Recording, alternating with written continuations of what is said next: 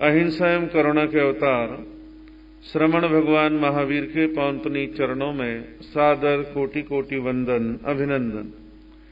ध्यान योगी युग प्रधान आचार्य पूज्य श्री शिवमुनि जी महाराज साहब, संघ गौरव उप प्रवर्तक परम सेवा भावी पूज्य गुरुदेव श्री प्रेम सुख जी महाराज के पावन पुनीत चरणों में सादर कोटि कोटि वंदन अभिनंदन। आदरणीय मुनिवृंद, उपस्थित धर्म प्रेमी बंधुओं, माताओं एवं बहनों, आप लोग क्रमशः श्रवण कर रहे हैं कि एक महान आचार्य की सन्निधि में उनका शिष्य वृंद बैठा है। धर्म अध्यात्म की चर्चा चल रही है और आचार्य अपने शिष्यों का मार्गदर्शन करते हुए उनको बतला रहे हैं कि जीवन में स्थायी सुख की प्राप्ति, एकांत सुख की प्राप्ति कैसे की जा सकती है। ऐसा सुख जो जीवन में टिकने वाला हो, लंबे समय तक चलने वाला हो, इस लोक ही नहीं परलोक में भी साथ निभाने वाला हो। ऐसे स्थायी सुख के एक एक सूत्रों को आप लोग सुन रहे हैं। आगे वो महान आचार्य अपने शिष्यों से कहते हैं कि हे शिष्यों, जीवन में तुम स्थायी सुख की प्राप्ति करना चाहते हो तो तुम स्वाध्याय को अपने जीवन में अपनाओ। हमारे यहां स्वाध्याय शब्द बड़ा प्रसिद्ध है। 12 प्रकार के तपों में एक तप माना है स्वाध्याय तप, कि स्वाध्याय करना भी तप है। आम धारणा आम जनमानस में ये है कि उपवास, बेला तेला, अठाई मासखमण करना ये ही तप है, लेकिन ऐसा नहीं है। ये सब तो तप है ही है, लेकिन ज्ञान की आराधना करना, स्वाध्याय करना, इसको भी तप माना गया है। भगवान की वाणी को पढ़ना, महान पुरुषों के वचनों को पढ़ना, उत्तम सत साहित्य को पढ़ना, ये सब स्वाध्याय की श्रेणी में आता है। तो स्वाध्याय आत्मिक विकास के लिए, जीवन के विकास के लिए बहुत आवश्यक है। तो महान आचार्य अपने शिष्यों से कह रहे हैं कि जीवन में तुम स्थायी सुख की प्राप्ति करना चाहते हो, एकांत सुख की प्राप्ति करना चाहते हो, तो जीवन में स्वाध्याय करो।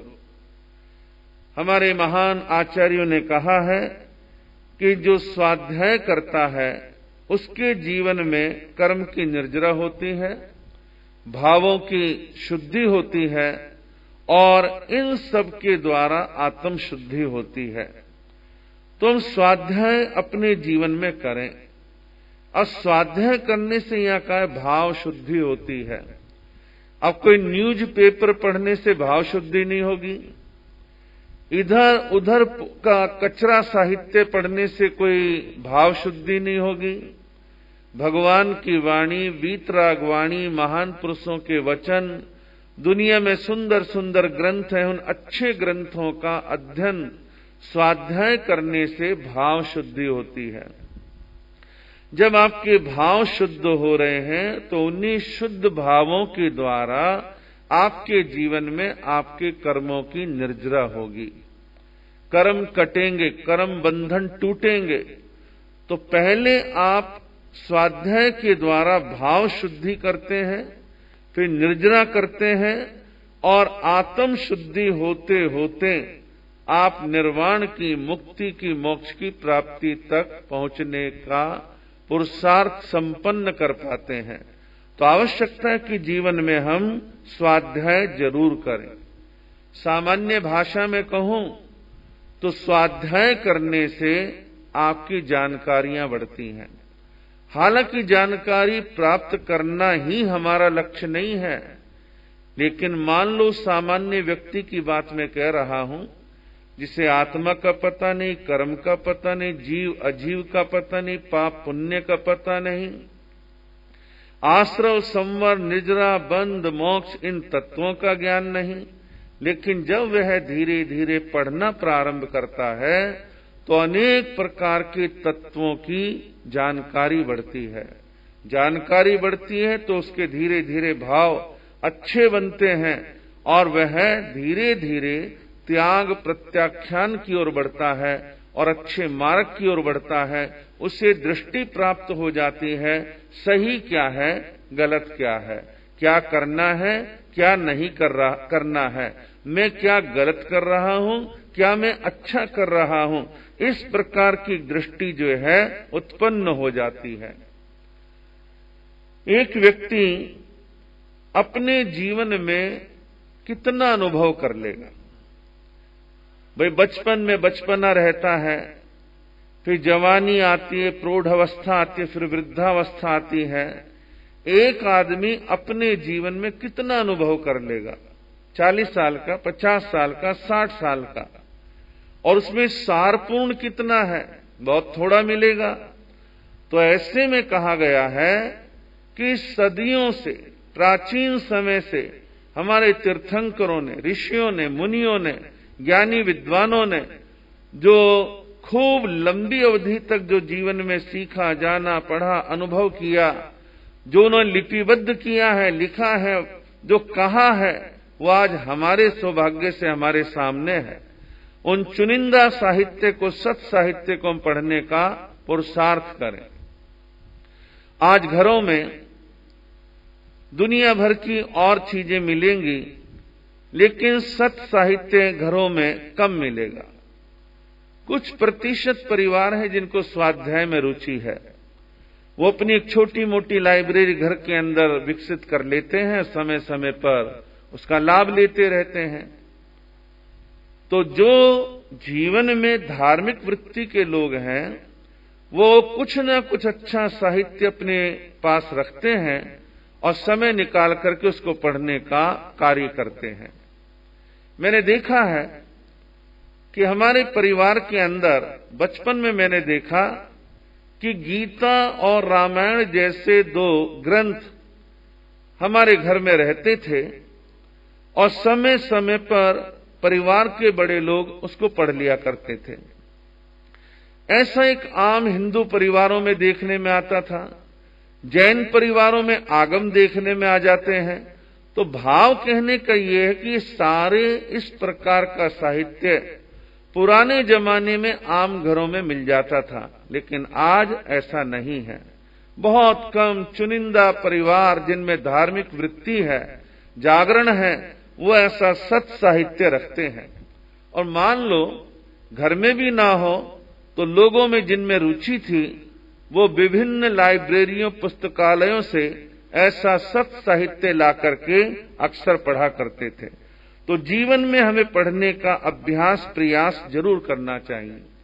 और जो लोग सतत अध्ययन करते हैं, स्वाध्याय करते हैं, वो चाहे साधु हैं और चाहे वो ग्रस्त हैं, लगातार अच्छा साहित्य, ज्ञानी विद्वानों का साहित्य पढ़ने से धीरे धीरे आपका आंतरिक ज्ञान बढ़ना प्रारंभ होता है।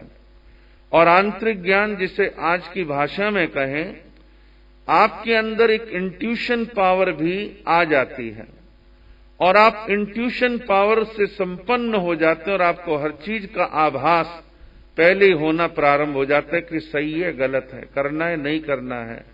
तो ऐसा आभास आपके जीवन में आता है। क्यों आता है? आपने महान पुरुषों की वाणी को पढ़ा है, आपने स्वाध्याय किया, अध्ययन किया है।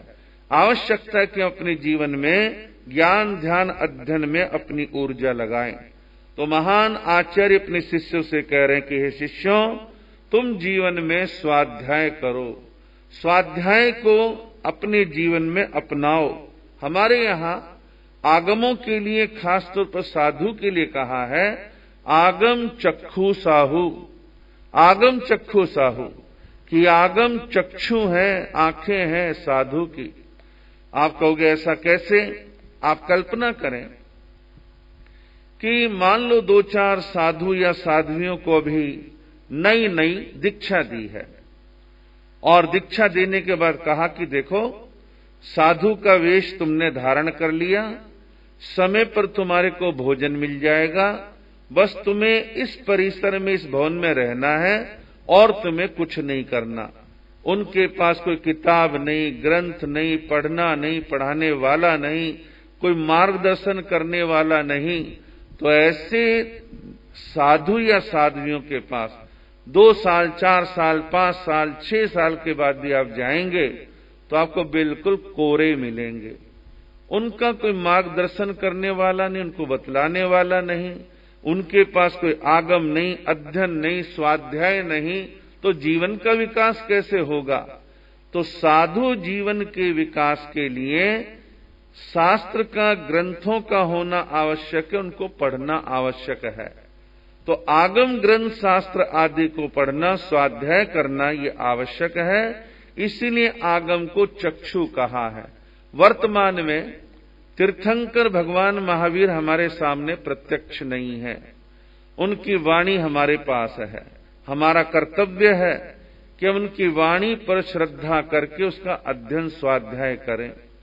एक अच्छे बुजुर्ग श्रावक हुए हैं, हस्तीमल जी मोणोत, सिकंदराबाद वाले, जो कि all India Shwetambar Sthanakvasi Jain conference के अध्यक्ष रहे और वर्षों तक उन्होंने एकांतर व्रतों की आराधना करी, उपवास किए। वो अक्सर कहा करते थे कि साधु लोग दिन के समय सामूहिक रूप से स्वाध्याय जरूर करें। दिन में 2-2:30 बजे के बाद 1-1.5 घंटा जैसी सुविधा है, असज्जाय काल को छोड़ करके सामूहिक स्वाध्याय करें। वो ये कहा करते थे कि जो साधु साध्वी भगवान की वाणी यानी आगम कंटिन्यू लगातार पढ़ते हैं, स्वाध्याय करते हैं, तो बाद में किसी अन्य साधु सती को, श्रावक श्राविका को आपको टोकने की जरूरत नहीं पड़ेगी। आपको महावीर की वाणी टोक रही है, आपको महावीर की वाणी आपका मार्गदर्शन कर रही है, आपको रास्ता बतला रही है। आप यदि भटकते हैं तो वो आपको भटकने नहीं देगी। आवश्यकता है कि ऐसी आंखें जो आगम की वाणी के रूप में हमारे सामने है, हमें इनका भरपूर लाभ लेना चाहिए। हम दुनिया भर का अनेक प्रकार का साहित्य पढ़ें, मनाही नहीं है, लेकिन हमारे को आगम साहित्य जरूर पढ़ना चाहिए। आगम हमारे मूल हैं, शास्त्र हमारे मूल हैं। इन शास्त्रों से भटके तो सब कुछ भटक जाएंगे। आवश्यकता है कि आगम वाणी को हम इग्नोर ना करें, साधु समाज भी और श्रावक समाज भी। हालांकि ऐसा कभी संभव नहीं है कि सबके सब नकार दें, सबके सब स्वीकार कर लें, लेकिन ज्यादा से ज्यादा लोगों को, साधु साध्वी श्रावक श्राविकाओं को भगवान की वाणी का अध्ययन, स्वाध्याय थोड़ा थोड़ा जरूर करना चाहिए। अभी पिछले 2-2.5 महीने पहले मेरे मन में एक विचार आया कि दुनिया भर का अटरम पटरम व्हाट्सएप के ऊपर लोग डालते रहते हैं, कुछ भगवान की वाणी भी डाली जाए और भगवान महावीर की वाणी के छोटे छोटे सूत्र जो हैं वो डाले जाएं, ताकि आम जनमानस को प्रतिदिन भगवान की वाणी का एक सूत्र मिले और व्यक्ति 2 मिनट, 3 मिनट, 4 मिनट उस सूत्र के अर्थ का चिंतन करे। तो मेरे मन में विचार आया कि राष्ट्र संत कवि उपाध्याय अमर मुनि जी महाराज ने सूक्ति त्रिवेणी नाम की 3 किताबें तैयार करी थी, जिनमें सूक्तियां हैं। उसमें जैन धारा, वैदिक धारा और बौद्ध धारा 3 है। मैंने जैन धारा वाली किताब ली और उनकी सूक्तियों को मैंने देखा भाला, तो मैंने व्हाट्सएप डिजाइनर हमारे राजेश जी मिश्रा को कहा कि आप डिजाइन बनाएं ताकि भगवान की वाणी का एक सूत्र प्रतिदिन आम लोगों तक पहुंचे। आज की भागम भाग की जिंदगी में लोगों को समय नहीं है, समय है भी तो बहुत सारे व्यर्थ के संसार के कार्यों में हम उस समय का निवेश कर देते हैं। आवश्यकता है कि उस समय में से कुछ समय निकाल करके हम भगवान की वाणी, आगम वाणी, छोटे छोटे सूत्रों पर मनन चिंतन करें, कुछ ना कुछ नया सीखने का हम प्रयास करें। तो महावीर वाणी के नाम से एक सूत्र प्रतिदिन व्हाट्सएप पर भेजा जाता, उसके पीछे भावना एक ही है, आम जनता तक भगवान महावीर की वाणी के वो सूत्र जाएं, उनके अर्थ मीनिंग को लोग बाग समझें, उनके भावार्थ को समझें। ऐसी हमारी भावना उसके साथ जुड़ी और वो काम चल रहा है।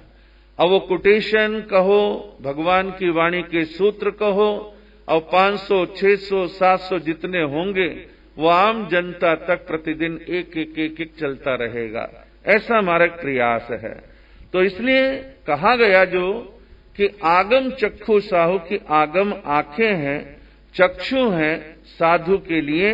साधु के लिए तो है ही है, लेकिन सबके लिए है। जो पढ़े, जो सुने, जो समझे, सबके लिए वह आंखों का काम करते हैं, हमारा मार्गदर्शन करने में सक्षम है। आप देखेंगे कि आंख जो है वो सबको देखती है, लेकिन आंख अपने आप को, स्वयं को नहीं देख पाती। अब अपनी ही आंखों को देखने के लिए हमारे को एक माध्यम चाहिए। माध्यम क्या होता है? शीशा, दर्पण।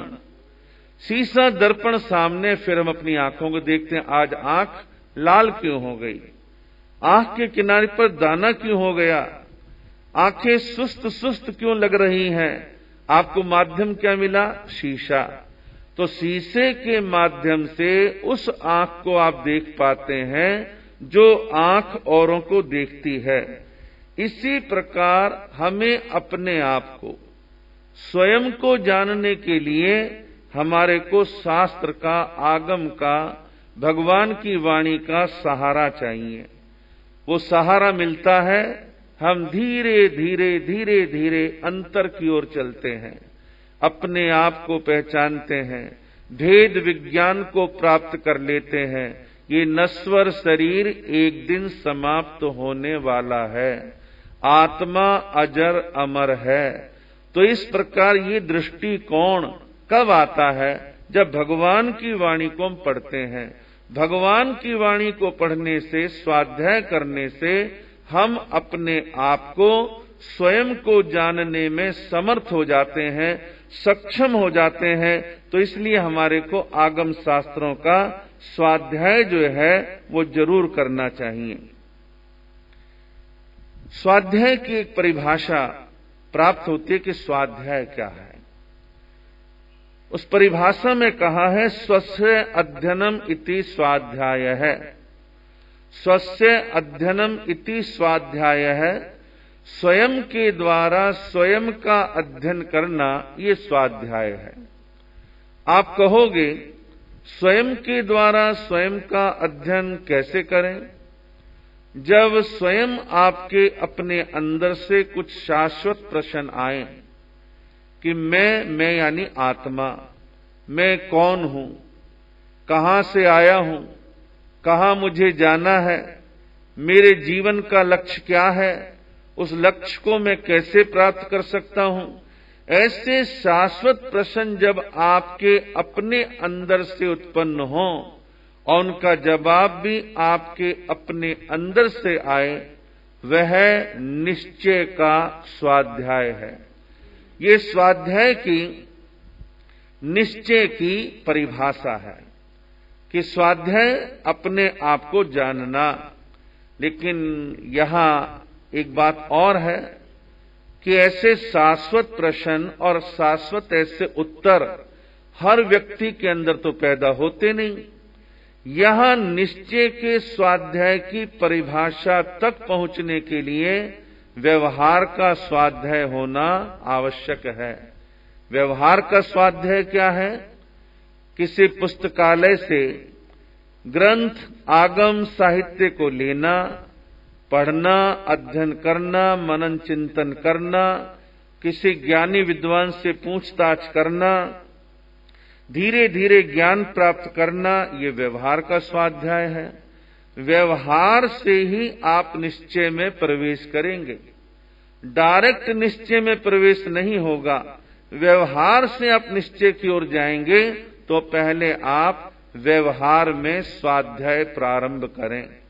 आप देखते हैं जैन साधना पद्धति में संथारे की एक परिपाटी हमारे यहां पर है कि मरने से पहले, इस नश्वर शरीर को छोड़ने से पहले इस शरीर की मोह, आसक्ति, लगाव का हम त्याग कर दें। तो इस शरीर की आसक्ति को छोड़ने के लिए संथारा ग्रहण करते हैं। लेकिन आसक्ति संथारा ग्रहण करने से नहीं है, उससे पहले भूमिका तैयार होती है, और भूमिका तैयार होती है ज्ञान के द्वारा, स्वाध्याय के द्वारा। जब ज्ञान ध्यान स्वाध्याय के द्वारा आपकी भूमिका मजबूत हो जाती है, नश्वर शरीर समाप्त होने वाला है, आत्मा का कुछ बिगड़ने वाला नहीं है, आत्मा शाश्वत है, तो आप अंतिम समय में संथारा लेने में सक्षम होते हैं। वो चाहे साधु समाज के हों और चाहे श्रावक समाज के लोग हों। तो संथारा करने से पहले इस नश्वर देह के मोह का त्याग किया जाता है, आसक्ति को छोड़ा जाता है, तब जाकर के संथारा ग्रहण किया जाता है। ऐसे ही एक प्रश्न स्वाध्याय के बारे में और आता है, सुयस आरोहणम भन्ते जीवे किम जणीयई। सुयस आरोहणम भन्ते जीवे किम जणीयई कि भगवान श्रुत की आराधना करने से जीव आत्मा को किस लाभ की प्राप्ति होती है। श्रुत की आराधना भी स्वाध्याय का एक रूप है। श्रुत कहते हैं जो ज्ञान सुनने सुनाने की परिपाटी से हमारे तक पहुंचा है, उसे श्रुत ज्ञान कहते हैं। भगवान महावीर ने जब उपदेश दिया था, ना तो कोई टेप रिकॉर्डर थे, ना कोई शॉर्ट हैंड वाला उनके पास था, ना कोई वॉइस रिकॉर्डर थे, कुछ नहीं था। भगवान ने उपदेश दिया, गणधरों ने सुना, गणधरों ने अपने शिष्य को सुनाया, शिष्यों ने आगे वालों को सुनाया। ऐसा जैन इतिहासकार कहते हैं कि भगवान महावीर के निर्वाण के 980 वर्ष के बाद भगवान महावीर की वाणी को लिपिबद्ध करने का, लिखने का प्रयत्न किया गया। जिस जिसको जो जो याद था वो लिखा गया। तो ये जो वर्तमान में हमारे पास ज्ञान है, ये सब श्रुत ज्ञान है। सुनने सुनाने की परिपाटी के द्वारा ये ज्ञान हमारे पास आया है। तो कहा है सुयस आरोहणम भन्ते जीवे किम जणीयई कि भगवान श्रुत की आराधना करने से जीव को किस लाभ की प्राप्ति होती है। और श्रुत की आराधना का मतलब क्या है कि भाई कहीं से ब्यावर से 32 आगम खरीदो, सुनहरे रैपर उनके ऊपर चढ़ा दो, सुगंधित कर दो और धूप बत्ती दिखा दो और कहीं उनको पालकी में रख के चल दो। तो ये कोई श्रुत की आराधना नहीं है, न इस प्रकार की व्यवस्थाओं को हम लोग मानते हैं। श्रुत की आराधना है आगम ग्रंथों को उठा करके पढ़ना, उनके लिए समय निकालना, श्रद्धा से पढ़ना। आज राष्ट्रभाषा हिंदी में, गुजराती में, इंग्लिश में आगमों का, शास्त्रों का अनुवाद उपलब्ध है, पढ़ने वालों की आवश्यकता है। तो कहा कि श्रुत की आराधना का क्या लाभ है। श्रुत की आराधना के 2 लाभ बतलाए हैं। अन्नाण खवेई नये संकिलिसई, अन्नाण खवेई नये संकिलिसई, 2 लाभ बतलाए हैं। अन्नाण खवेई कि श्रुत की आराधना करने से अज्ञानता का क्षय होता है, और दूसरा लाभ बतलाया है नये संकलिसई कि जीव आत्मा संकलेश को प्राप्त नहीं करता। ये 2 लाभ हैं। पहला लाभ है अन्नाण खवेई, अज्ञानता का क्षय होता है। अब आप देखेंगे कि आम सांसारिक व्यक्ति कितनी प्रकार की मूढ़ता, कितनी प्रकार की अज्ञानता में भटकता रहता है।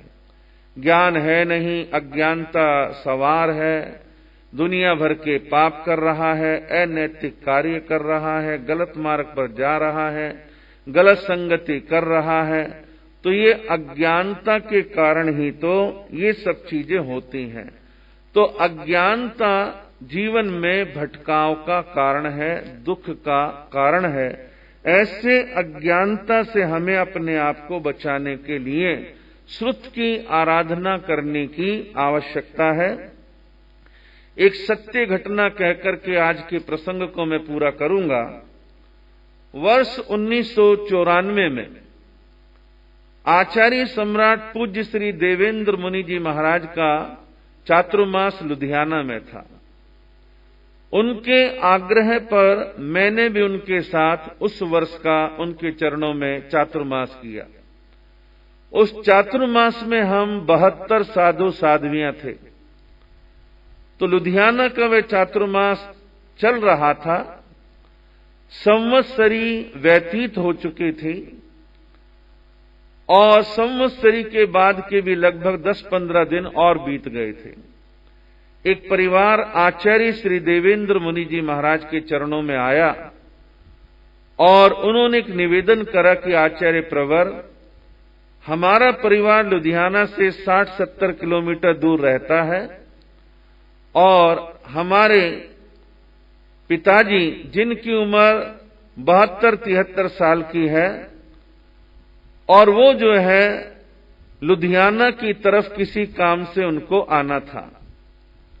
गांव के बाहर सुबह के वक्त खड़े हैं, बस का इंतजार कर रहे हैं, लेकिन अभी बस आई नहीं है। अचानक एक तेजी के साथ एक टेम्पो गाड़ी आई और टेम्पो गाड़ी ने उनको टक्कर मारी और उनके एक पांव के ऊपर से टायर गुजर गए। गाड़ी भारी थी, पांव कुचला गया। उनको इलाज के लिए यहां लुधियाना के सीएमसी हॉस्पिटल में हमने एडमिट कराया है और डॉक्टरों ने पांव के हालात को देखते हुए इन्फेक्शन ना फैल जाए इस वजह से उन्होंने घुटने से नीचे पंजे से ऊपर का हिस्सा काट करके अलग कर दिया है। वो हॉस्पिटल में है। आप किसी भी संत को भेज करके मंगल पाठ सुनवाने की कृपा करें। आचार्य श्री ने मुझे बुलाया, संक्षेप में सारा प्रसंग बतलाया, उनके साथ जाने के लिए कहा और मैं उस परिवार के 1-2 सदस्यों के साथ सीएमसी हॉस्पिटल के लिए चल दिया। सीएमसी हॉस्पिटल के जनरल वार्ड में पहुंचा। लंबा चौड़ा हॉल, थोड़ी थोड़ी दूर पर बेड बिछे हुए हैं और सभी बेडों पर पेशेंट हैं और मैंने देखा, सरसरी निगाह डाल करके देखा, किसी का सिर, किसी का हाथ, किसी के पांव कटे फटे हैं और मुझे जिस बेड के पास लेकर के गए वहां मैं गया तो मैंने क्या देखा, 72-73 साल की उम्र के बुजुर्ग व्यक्ति लेटे हैं। पांव का अगला हिस्सा काट दिया गया है। पांव को नीचे से सपोर्ट देने के लिए पिल्लो लगा रखा है, पट्टी बंधी है, थोड़ा सा ब्लड उसमें से दिख रहा है। मैंने देखा, मन में ख्याल आया, एक सिहरन सी हुई और मैंने उन बुजुर्ग व्यक्ति को मंगल पाठ सुनाया। मंगल पाठ सुनाने के बाद मैंने उन बुजुर्ग व्यक्ति से कहा कि देखो, आपका पांव का अगला हिस्सा काट दिया गया है, आपको कितनी वेदना हो रही होगी, कितनी आपको पीड़ा और परेशानी होगी और कमाल है। तो बुजुर्ग व्यक्ति कहने लगे, महाराज क्या पीड़ा, क्या वेदना। मैंने पूर्व भव में कोई कर्म किया होगा, वो कर्म आज मेरे असाता वेदनीय कर्म के रूप में उदय में आ गया। अब इसमें गाड़ी वाला क्या करे, कोई दूसरा क्या करे, डॉक्टर क्या करे, कर्म तो अपने ही हैं और इस कर्म को तो मुझे देर सबेर भोगना ही था। अच्छा है मैंने इसी भव में भोग लिया और मैंने तो बच्चों से कह दिया कि गाड़ी वाले की खोजबीन मत करना, कोई कंप्लेंट मत करना, दूसरे को क्या दोष देना, अपने स्वयं के कर्म का परिणाम है। इस प्रकार अपार संतोष उनमें देखा, चेहरे पर कोई शिकन नहीं, कोई पीड़ा नहीं और बड़ी शांति थी। मैंने जवाब सुना, अच्छा लगा। मैं वहां से चल दिया। रास्ते भर चलता रहा, सोचता रहा कि श्रावक जी का जो जवाब था भगवान महावीर की वाणी के अनुसार था। इन्होंने भगवान की वाणी को जाना और समझा है और ज्ञान इनके अंदर है, तभी कोई मूढ़ता की बात नहीं और इतने पीड़ादायक प्रसंग में भी कितनी शांति और समता का भाव इनका बना हुआ है। चर्चा और भी है। इस स्वाध्याय के बारे में आगे भी आपसे चर्चा करेंगे। आप इसी प्रकार श्रवण करने का लाभ प्राप्त करते रहेंगे।